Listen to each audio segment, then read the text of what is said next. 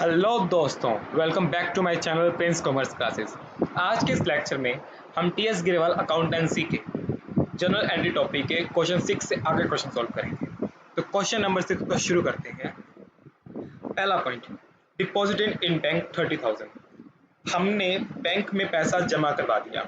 अगर बैंक में पैसा जमा करवाया तो बैंक का बैलेंस बढ़ जाएगा, तो बैंक के बैलेंस को हम बढ़ा देंगे। और ये पैसा गया कहाँ से? ऑब्वियस है, आपकी कैश कम हो जाएगी।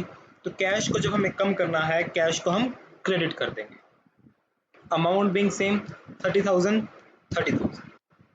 Second, cash withdraw from bank. जब बैंक से पैसा निकालते हैं तो बैंक का पैसा कम हो जाएगा, बैंक का बैलेंस कम हो जाएगा। तो बैंक के बैलेंस को कम करना है, और बैंक से जब पैसा निकाला तो आपके पास कैश बढ़ जाएगी, कैश के बैलेंस को बढ़ाना है। तो कैश का बैलेंस जब बढ़ता है तो कैश को डेबिट करते हैं, और बैंक का बैलेंस जब कम होता है तो बैंक को क्रेडिट करते हैं। अमाउंट 10,000 10,000। क्लियर है? Third entry, wages paid by cheque 7,000। हमने वेजिस को पे किया। वेजिस बिजनेस के लिए एक एक्सपेंस होते हैं, और सभी एक्सपेंसेस को हमें डेबिट करना होता है। तो हम वेजिस को डेबिट करेंगे क्योंकि वेजिस हमारे लिए एक एक्सपेंस है। वेजिस को किया डेबिट, और पेमेंट कहाँ से गई? चेक से, मतलब बैंक से। तो बैंक को किया क्रेडिट। अमाउंट 7,000 7,000। क्लियर है? Fourth point, cheque received from Diwan 8,500 and discount allowed him 500। Diwan से हमें एक चेक मिला और हमने उसको डिस्काउंट दिया। जो चेक मिला उसको हमने बैंक में सेम डे डिपॉजिट करवा दिया। तो चेक इन हैंड जो था, अब वो मेरा बैंक में जमा हो गया, तो चेक का पैसा बैंक में बढ़ गया। तो बैंक में बैलेंस बढ़ा दो, बैंक को बढ़ा दो। कितने से? 8,500 से, क्योंकि चेक 8,500 का मिला था और हमने डिस्काउंट दिया था। डिस्काउंट अलाउ करना मतलब एक्सपेंस करना, तो एक्सपेंस को हम डेबिट करते हैं। हम डिस्काउंट अलाउड को डेबिट कर देंगे, क्योंकि डिस्काउंट अलाउड हमारे लिए क्या है? एक्सपेंस। क्लियर? कितने का डिस्काउंट? 500 का डिस्काउंट। और हमने मतलब दीवान से फिर लेने कितने थे? 8,500 ले लिए, 500 का उसको डिस्काउंट दे दिया, मतलब हमने दीवान से लेने कितने थे? 9,000। तो दीवान के अकाउंट में हम 9,000 लिख देंगे। क्लियर है? एज पर standing instructions bank paid telephone bill. Standing instructions के हिसाब से बैंक ने हमारा टेलीफोन का बिल भर दिया। टेलीफोन का बिल हमारे लिए खर्चा होता है, तो हम टेलीफोन एक्सपेंस कर देंगे डेबिट। 2 में कहाँ से कटा पैसा? बैंक से। बैंक का बैलेंस हो गया कम, तो बैंक के बैलेंस को कर दो कम। 1,000 1,000। क्लियर है? Fourth, Diwan's cheque return by bank as dishonoured. इस एंट्री को थोड़ा हम ध्यान से देखते हैं। ये एंट्री कुछ नई है, कुछ मजेदार है। दीवान का एक चेक था जो हमने जमा करवाया था 8,500 का बैंक के अंदर, वो हो गया डिसऑनर। डिसऑनर होने का मतलब क्या है? डिसऑनर का मतलब होता है कि चेक का पैसा आपके बैंक में आया ही नहीं। कारण कुछ भी हो सकता है। मान लीजिए चेक पे साइन गलत थे, चेक के साइन मैच नहीं किए। हो सकता है उस पर्सन के अकाउंट में बैलेंस ही नहीं था, तो चेक क्लियर ही नहीं हुआ। तो चेक डिसऑनर का मतलब होता है कि हम जो बैंक में चेक दे के आते हैं ना कि ये पैसा मेरे खाते में जमा करवा देना, तो बैंक वाले बोल देते हैं कि ये चेक जमा ही नहीं हो पाएगा, डिसऑनर हो गया। तो डिसऑनर के नाम चार्जेस भी लगते हैं। आमतौर पर डिसऑनर के चार्जेस भी कटते हैं, बट यहाँ पे इंफॉर्मेशन गिवन नहीं है तो मान लेंगे चार्जेस 0 थे। तो जो पैसा मैंने दीवान का जमा कर दिया था, बैंक में पैसा जमा करवाया था, तो ये एंट्री की थी ना, अब डिसऑनर हो गया, तो ये पैसा जो मैंने बैंक में बढ़ा दिया था ये बढ़ा नहीं, इसको कम करना पड़ेगा। और जो मैंने दीवान से पैसे लेने थे, जो मैंने दीवान से पैसे लेने थे वो पहले मैंने जमा कर दिए थे। अब वापस मैं दीवान से पैसे मांगूंगा तो चेक डिसऑनर की एंट्री ना, जो चेक डिपॉजिट की एंट्री होती है उसका रिवर्सल होती है, उसका उल्टा होती है। तो हमने पहले एंट्री क्या की थी, बैंक अकाउंट डेबिट टू दीवान, हम इसका उल्टा कर देंगे, दीवान अकाउंट डेबिट टू बैंक। अब मैं पैसा वापस दीवान से मांगूंगा, कितना मांगूंगा, 500 का, तो मैं उसको डिस्काउंट ही दे चुका था ना। कैश डिस्काउंट होता तो हम वापस लेते, क्योंकि कैश डिस्काउंट क्या होता है, कैश की पेमेंट पे, पहले कैश की पेमेंट आई थी तो डिस्काउंट आया, अब कैश जब जमा ही नहीं हुआ तो डिस्काउंट कैंसिल हो जाएगा। बट यहाँ पर ये डिस्काउंट कैश डिस्काउंट नहीं है ना, ये डिस्काउंट कैश डिस्काउंट नहीं है, इसलिए हम इस डिस्काउंट को वापस से ट्रीट नहीं करेंगे। हम सिर्फ दीवान को बोलेंगे कि मुझे 8500 वापस दे देना भाई, जो तेरा चेक था वो क्लियर नहीं हुआ, डिसऑनर हो गया, और मैंने बैंक में पहले पैसे बढ़ा दिए थे, अब वो पैसे मैं वापस बैंक के कम कर दूंगा। तो बेसिकली चेक डिपॉजिट की जो एंट्री होती है उसी का रिवर्सल होता है चेक डिसऑनर की एंट्री। क्लियर है? चेक डिपॉजिट की जो एंट्री होती है उसका रिवर्सल ही क्या कहलाता है, चेक डिसऑनर की एंट्री। क्लियर है? ओके, आगे। Charges debit by bank, bank ने कोई चार्जेस काट लिए, तो बैंक जब चार्जेस काटता है तो हमारे लिए खर्चा हो जाता है, तो बैंक चार्जेस हमारे लिए क्या होता है, एक्सपेंस होता है, को डेबिट करोगे, कहाँ से काटेगा, बैंक से काटेगा, बैंक से कट के बैंक का बैलेंस कम कर दिया, 400 रुपये। क्लियर? आगे,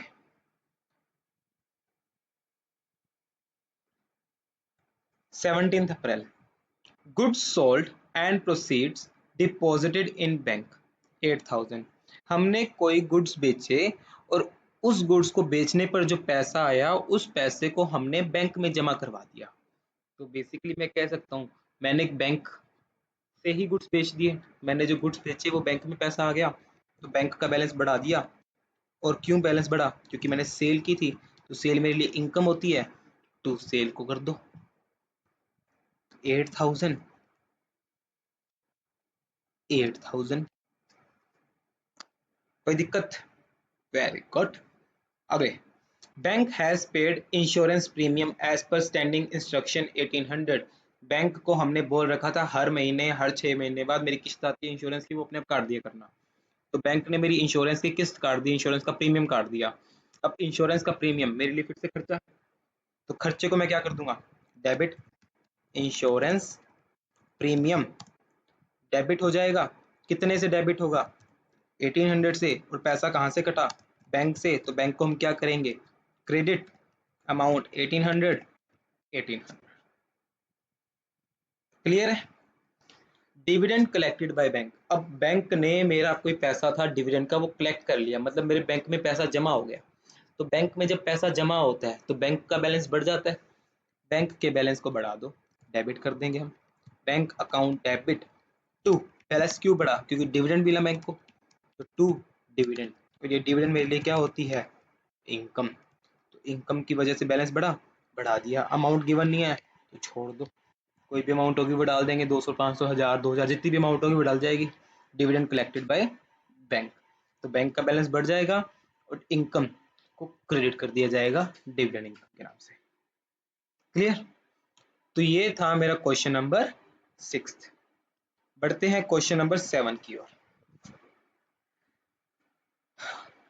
पहला point, deposited in bank for opening current account 10,000, हमने बैंक में खाता खुलवाया और पैसा जमा करवाया, तो बैंक का बैलेंस बढ़ गया, बैंक का बैलेंस बढ़ा तो कैश कम हो गई, टू कैश, बैंक का बैलेंस बढ़ गया 10,000 से, कैश कम हो गई 10,000 से। सेकंड, वही विड्रॉन फ्रॉम बैंक, बैंक से पैसा निकाला तो कैश बढ़ गई और बैंक का बैलेंस कम हो गया। अमाउंट अज्यूम कर लो 1000, जो भी अमाउंट है वो 1000 अज्यूम कर लेते हैं, ठीक है। Received a check from Ramesh to whom goods were sold for rupees 1200 last year, हमने कोई रमेश को पिछले साल 1200 के गुड्स बेचे थे, मतलब मुझे रमेश से 1200 रुपये लेने थे, ठीक है। अब उसका मुझे चेक मिल गया, पर चेक कितने का मिला, 1% का डिस्काउंट काटने के बाद, क्योंकि हमने उसको 1% का डिस्काउंट दे दिया, ठीक है। तो इसकी एंट्री क्या बनेगी, चेक मिला। तो अब देखो यहाँ पर ये बात नहीं की गई कि चेक को मैंने बैंक में जमा करवाया या नहीं करवाया, है ना। जैसे लास्ट क्वेश्चन में था ना कि चेक डिपॉजिटेड सेम डे, तो यहाँ पे बात नहीं की गई। तो अभी भी चेक मेरे हाथ में है, अभी भी वो चेक मेरे पास ही पड़ा है ना, अभी तक बैंक में जमा नहीं हुआ। बैंक में जमा करवाऊंगा तभी बैंक का बैलेंस बढ़ेगा, मेरे पास पड़े पड़े चेक में बैंक का बैलेंस तो नहीं बढ़ेगा। तो मैं कहूँगा चेक इन हैंड, अभी भी मेरे पास चेक हाथ में है, ठीक है। और मैंने 1% का डिस्काउंट दिया उसको, तो डिस्काउंट मेरे लिए खर्चा हो गया, खर्चे को मैं डेबिट करूंगा, डिस्काउंट अलाउड को करूंगा 2। और ये पैसा सारा आया किससे, चेक का पैसा, डिस्काउंट का पैसा आया किससे, रमेश को। रमेश गिवर है ना, तो रमेश को मैं करूंगा क्रेडिट। तो रमेश से मुझे लेने थे 1200 रुपये, 1200 रुपये का 1% मैंने उसको दे दिया डिस्काउंट, तो 1200 का 1% तो होता है 120, 1% 12 रुपये ही हो गए, 12 रुपये का मैंने उसको दिया डिस्काउंट, ठीक है। यहाँ पे ना अज्यूम करो, यहाँ पे एक 10% है, ठीक है। तो 120 का डिस्काउंट दे दिया मैंने उसको, तो फिर मेरे पास चेक कितने का आया, 1200 का आना था, 120 का मैंने डिस्काउंट दिया, तो चेक मेरे पास आया होगा 1080। क्लियर, कोई डाउट। आगे 7 अप्रैल, रमेश का चेक जो था हमने अब बैंक में जमा करवाया है, तो ये जो चेक इन हैंड था ना, अब बैंक में जमा करवा दिया, तो बैंक का बैलेंस बढ़ गया। और क्या कम हो गया, जो मेरा चेक इन हैंड था वो चला गया और बैंक में जमा हो गया। अब कितना, चेक तो 1080 का था, तो 1080 को बैंक में जमा करवा दिया, ठीक है। आगे, रमेश का चेक हो गया डिसऑनर, रमेश का जो चेक था वो अब क्या हो गया, डिसऑनर हो गया। तो डिसऑनर का मैंने बताया था कि जो चेक था 1080 का वो हो गया कैंसल, ठीक है। 1000 का जो 1080 का चेक था वो हो गया कैंसल। तो मैंने जो बैंक का बैलेंस बढ़ाया था, अब उस बैंक के बैलेंस को कम करना पड़ेगा, उल्टी एंट्री करनी पड़ेगी। रमेश के मैंने पहले पैसे जमा कर दिए थे ना, अब मैं रमेश से वापस मांगूंगा, रमेश से तो वापस मांगूंगा। 2, बैंक का बैलेंस मैं कम कर दूंगा। बैंक को मैंने कितने से बढ़ाया था, 1080 से, 1080 से कम कर दिया। अब मैंने इसको 10% का डिस्काउंट कब दिया था, पेमेंट की वजह से दिया था ना, कि वो मेरे को पे कर रहा था।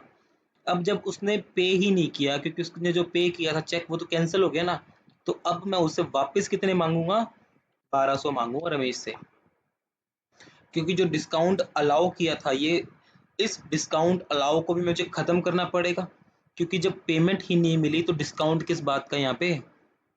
तो ये डिस्काउंट अलाउ को खत्म करने के लिए, इसको हमने पहले क्या किया था, डेबिट, इसको खत्म करने के लिए क्या करना पड़ेगा, क्रेडिट।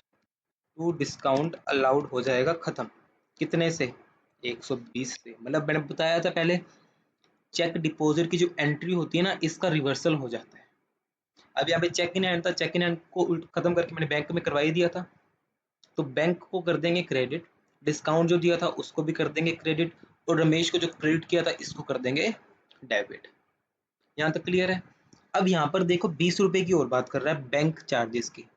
अब बैंक ने मेरे से 20 रुपए और काट लिए, बैंक का बैलेंस मेरा और कम हो गया 20 रुपए से, तो बैंक के बैलेंस को और कम कर दो 20 रुपए से, 1080 का तो पहले ही था, यहाँ पे 20 रुपए और कम कर दूंगा मैं।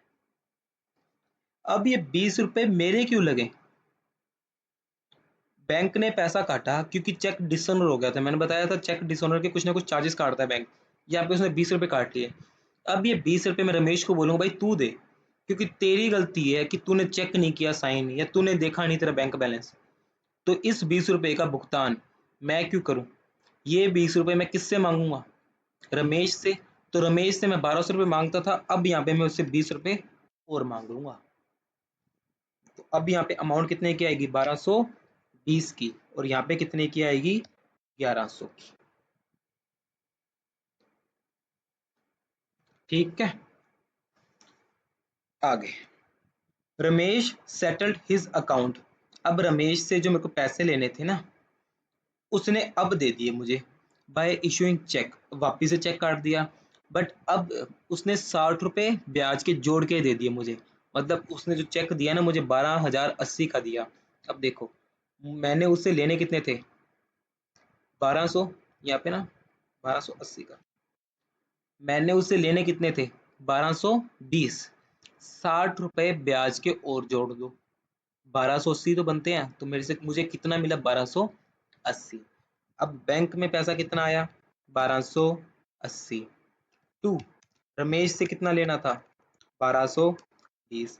फालतू का ये 60 रुपये इसने दिया मुझे, क्यों दिया, इंटरेस्ट दिया, इंटरेस्ट मुझे मिला तो इंटरेस्ट मेरे लिए इनकम बन जाएगी, तो टू मैं कर दूंगा इंटरेस्ट रिसीव्ड।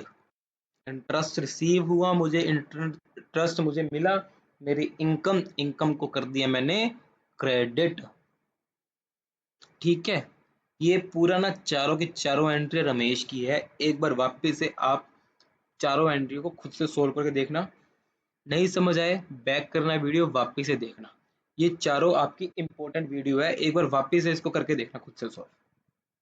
ठीक है ना, ये समझ आ गया तो जनरल एंट्री समझ आ जाएगी अच्छे से, क्योंकि और कुछ नहीं है जनरल एंट्री में बेसिकली। इसमें हर बार बच्चे को कंफ्यूजन होती है कि क्या करना है कैसे करना है। ठीक है, आगे क्वेश्चन करेंगे, हम भी सोल्व करेंगे, बट तुम भी ध्यान से एक बार वापस करके देखना इसको अपने आप। ठीक है, आगे कैश डायरेक्टली डिपॉजिटेड बाय राजा इन बैंक अकाउंट। मैंने कोई राजा मेरा ग्राहक है, उससे पैसे लेने थे, उसने सीधा मेरे बैंक में पैसा जमा करवा दिया, तो मेरा बैंक का बैलेंस बढ़ गया। बैंक के बैलेंस को बढ़ा दो, कितने से बढ़ा 8000 से। और ये पैसा आया किससे, राजा से, राजा गिवर है, गिवर को करो क्रेडिट। बैंक का बैलेंस बढ़ा, क्यों बढ़ा, क्योंकि राजा ने मुझे पैसा दिया, तो टू राजा। आगे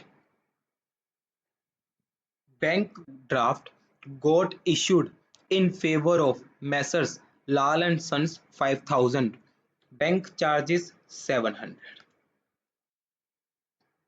ठीक है जी, इसको देखो ढंग से क्या कहता है।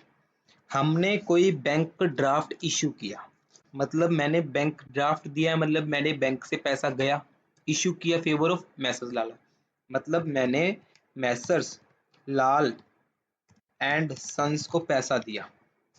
मैसर्स लाल एंड सन तो हो जाएंगे डेबिट, मैंने इसको कितना दिया 5000।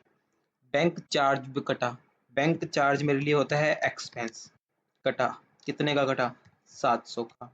ये 5700, 5700 मेरे कहाँ से गए, बैंक से गए, क्योंकि मैंने बैंक ड्राफ्ट इशू किया तो मैं अपने बैंक बैलेंस को कम कर दूंगा। ठीक है जी, बैंक ड्राफ्ट इशू किया था तो बैंक से पैसा कट गया 5700, क्यों कटा, क्योंकि 5000 तो मैंने मैसेज लाल एंड सन्स को दिए और 700 रुपये बैंक के चार्ज के काट लिए। बैंक चार्ज मेरे लिए खर्चा, खर्चे को हम करते हैं डेबिट। ठीक है, A bill of exchange of 4000 due after 1 month discounted from bank for 3800। अब बिल ऑफ एक्सचेंज मतलब क्या होता है कि मैंने अगर किसी से पैसे लेने हैं ना, तो वो मुझे एक पेपर पे लिख के दे देता है, एक टाइप पे, एक तरह से वो पेपर पे लिख के दे देगा कि हाँ मुझे इस बंदे को इस डेट को इतने रुपए देने हैं। ठीक है, तो एक बिल ऑफ एक्सचेंज था 4000 का, उसका पैसा मुझे 1 महीने बाद आना था, बट मुझे पैसों की जरूरत थी, तो मान लीजिए मैं बैंक में गया, मैंने बोला ये भैया मेरे पास बिल ऑफ एक्सचेंज है, ये आप रख लो, मुझे पैसे दे दो। तो बोला सर ये तो 1 महीने बाद पैसे मिलेंगे। मैंने बोला हाँ पर मुझे अभी चाहिए। तो बोला सर 200 रुपये कटेंगे आपके, हम 200 रुपये काटेंगे। मैंने बोला ठीक है कोई ना काट लो। तो बिल ऑफ एक्सचेंज जो था मेरे पास, बिल ऑफ एक्सचेंज कौन सा था मेरे पास, बिल ऑफ एक्सचेंज ये वाला होता है ना, जब मुझे पैसा मिलता है तो वो होता है बिल रिसीवेबल। जब पैसा मिलता है तो हम क्या बोलते हैं, bill receivable.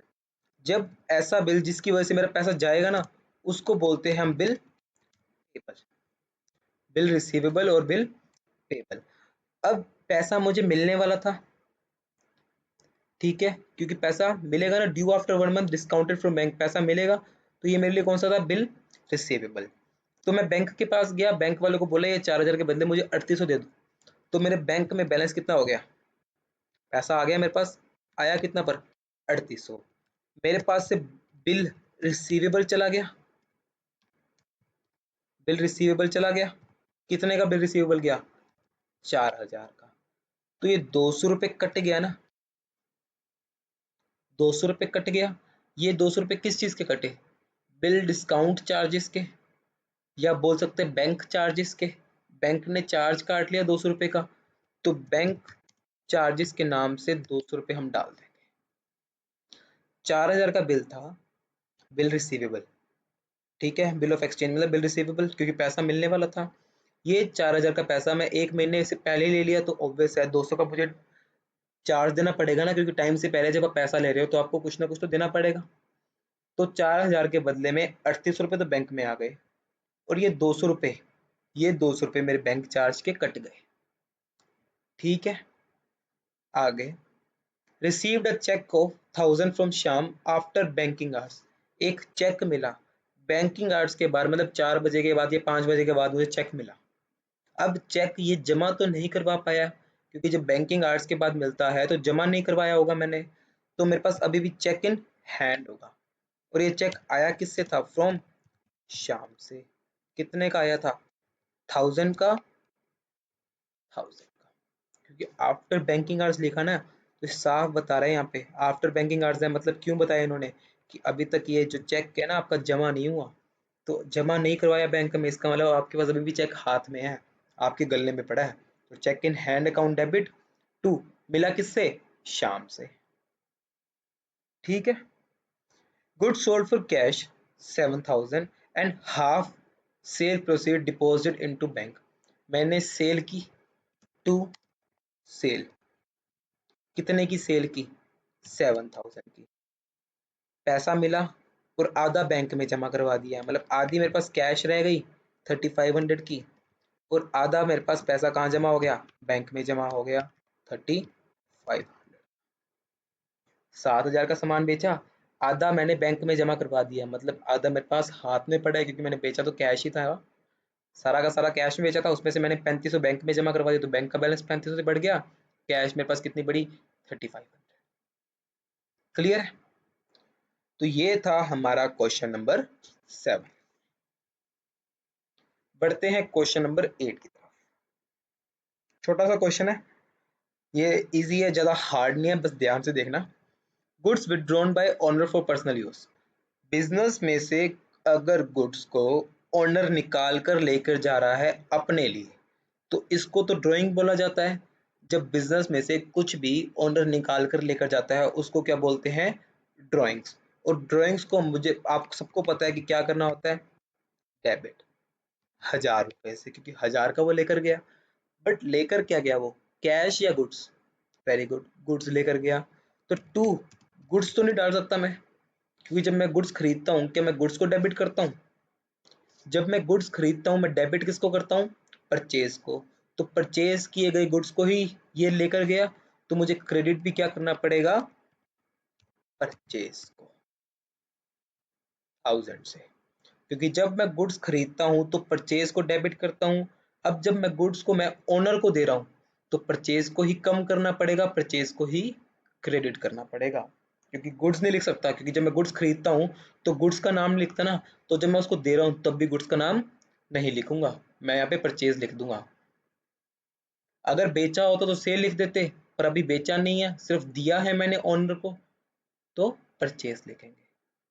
Goods distributed as samples, मैंने सैंपल के लिए गुड्स बांट दिए, तो इसको या तो तुम फ्री सैंपल्स करके लिख लो, या तो एडवर्टाइजमेंट करके लिख लो। ये मैं आपने बांट दिए तो आपके लिए खर्चा हो गया, फ्री सैंपल्स बांटे हैं, या आपने एडवर्टाइजमेंट की इसलिए बांटे फ्री सैंपल्स, तो फ्री सैंपल्स लिख दो चाहे एडवर्टाइजमेंट लिख दो, ये आपके लिए एक्सपेंस है, एक्सपेंस को कर दिया हमने डेबिट।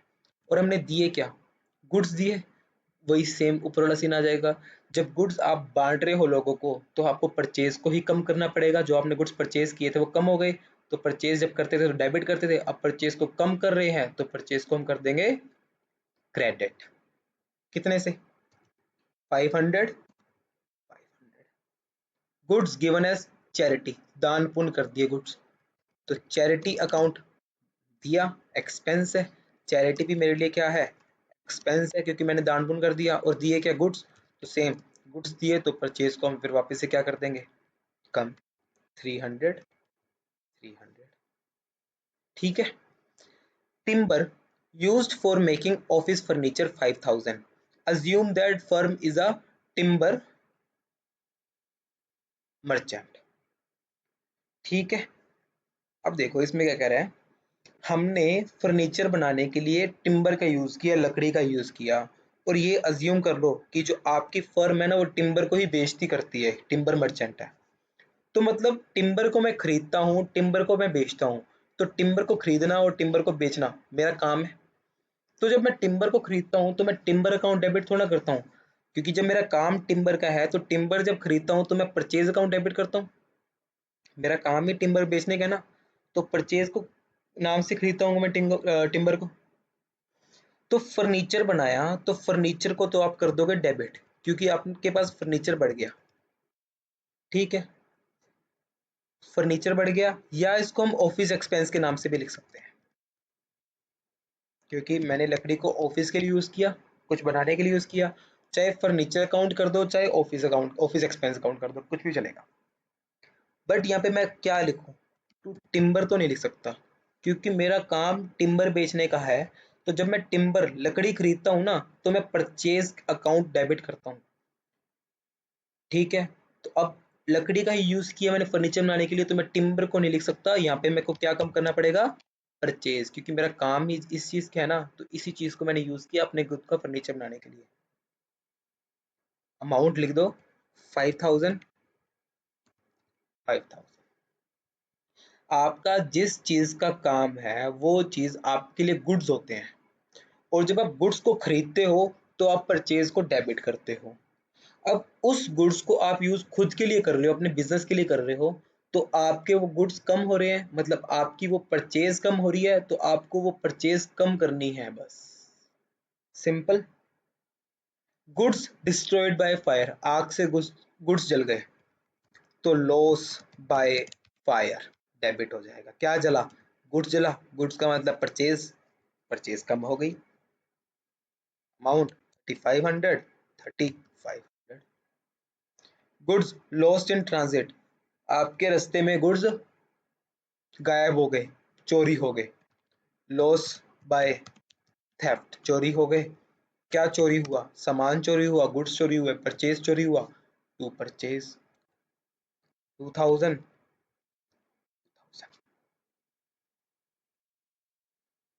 क्लियर, चलें आगे।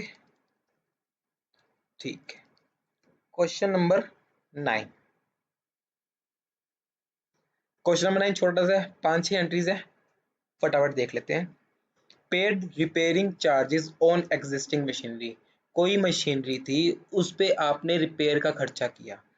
तो अगर आप मशीनरी को नहीं खरीदते हो ना, उस पे जो खर्चा होता है आप उस मशीनरी में ऐड करते हो। बट आपके पास जो मशीनरी पहले से पड़ी है उस पे आपने रिपेयरिंग का खर्चा किया ना, तो उसको आप मशीनरी में नहीं जोड़ते, उसको हम अलग से शो करते हैं रिपेयरिंग एक्सपेंस के नाम से। एक एसेट को जब खरीदते हैं, उस एसेट को जब तक हम यूज नहीं कर सकते ना, यूज करने तक उस पर जो भी हम खर्चा कर रहे हैं वो उस एसेट पे जुड़ता है। बट जब एक बार उसको यूज कर लेते हैं, उसके ऊपर कोई भी अगर खर्चा हो रहा है, उसकी साफ सफाई का, उसकी रिपेयरिंग का, वो खर्चा अलग से खर्चा दिखाया जाता है, उस एसेट के साथ नहीं जोड़ा जाता। तो हमने पहले से कोई मशीनरी पड़ी थी उसका रिपेयरिंग करवाया, तो इसको हम मशीनरी के साथ ऐड नहीं कर सकते, हमें अलग से खर्चा दिखाना पड़ेगा, रिपेयरिंग चार्जेस डेबिट टू। पे किया कैश से क्योंकि चार्जेस थे, 1000, 1000। नई मशीनरी खरीदी है तो मशीनरी को करेंगे debit, machinery account debit to cash, क्योंकि खरीदी कैश पे होगी, 42500, 42500। अब मशीनरी खरीदी थी, मशीनरी को खरीदने के लिए आपने किराया बढ़ा दिया, तो किराया बढ़ा देना आपके लिए ज़रूरी था, क्योंकि जब किराया बढ़ा दोगे तभी मशीनरी आपके पास पहुंचेगी, तभी आप उसको यूज़ कर पाओगे ना। तो ये जो किराए भाड़े का खर्चा ना, फ्रेट एंड कैरेज का खर्चा है, ये मशीनरी के साथ जुड़ेगा। जब भी मशीनरी खरीदते हैं मशीनरी खरीदने से लेके जब तक मशीनरी आपके पास यूज़ करने लायक नहीं हो जाती, उसके ऊपर जितना भी खर्चा होता है वो खर्चा उस मशीनरी के साथ जुड़ता है। तो ये खर्चा मशीनरी के साथ जुड़ेगा तो मशीनरी को बढ़ा दो। Machinery account debit. 2 पे किया कैश से, कितना? 2500। 2500 paid installation charges on machinery. अब मशीनरी को जब तक इंस्टॉल नहीं करोगे तब तक क्या उस पर काम कर पाओगे? नहीं। तो मशीनरी को इंस्टॉल करवाने का खर्चा भी मशीनरी के साथ जुड़ेगा। तो machinery account debit to cash, same entry हो जाएगी 5000 5000। अब एक पुरानी मशीनरी खरीदी है, पुरानी दूसरे की जो बेचने वाला था उसके लिए पुरानी है, जब मैंने खरीदी मेरे लिए तो नई मशीनरी बन जाएगी ना, तो मेरे लिए तो मशीनरी बढ़ गई। तो मशीनरी को डेबिट करो, खरीदी तो फिर कैश गई। चाहे पुरानी मशीनरी खरीदी हो नई मशीनरी खरीदी हो, आपके पास तो मशीन आ रही है ना, आ रही है तो मशीन को डेबिट करोगे। ठीक है। अब paid repairing charges on above machinery. इस मशीनरी को जब खरीदा तो इस पे भी रिपेयरिंग करवाई है। तो मशीनरी को, चाहे पुरानी मशीनरी आपने खरीदी है, अब पुरानी मशीनरी पे जब तक आप रिपेयर नहीं करवा लोगे तब तक आप उसको यूज नहीं करोगे। तो ये रिपेयरिंग का खर्चा इस मशीनरी पे किया गया। इस मशीनरी पे खर्चा आपको मशीनरी में ऐड करना पड़ेगा। पहले से जो मशीन होती है उस पे रिपेयरिंग का खर्चा हमें खर्चे पे दिखाना पड़ता है, बट जब सेकंड हैंड मशीनरी खरीदी है ना उस पे रिपेयरिंग करवाएंगे तभी तो उस मशीनरी को यूज कर पाएंगे। तो ये सेकंड हैंड मशीनरी की रिपेयरिंग का खर्चा आपको मशीनरी में डालना पड़ेगा। Machinery account debit to cash 1000। Clear है? पहले से पड़ी मशीन पे रिपेयरिंग का खर्चा रिपेयरिंग के खर्चे में जाएगा। नई मशीन अगर खरीदी है या सेकंड हैंड मशीन खरीदी है उस पे रिपेयरिंग का खर्चा उस मशीनरी में जुड़ेगा। क्लियर है? ठीक है, आ जाओ अगली पे। Interest due but not received. ये क्वेश्चन आपके लिए फिलहाल होमवर्क है, इसको ट्राई करना। इस क्वेश्चन को हम नेक्स्ट वीडियो में सॉल्व करेंगे। ठीक है, इसको अब एक बार ट्राई करके देखना, उसके बाद हम नेक्स्ट वीडियो में इसको सॉल्व करेंगे। तो आज के लिए इतना ही, मिलते हैं नेक्स्ट लेक्चर में। बाय।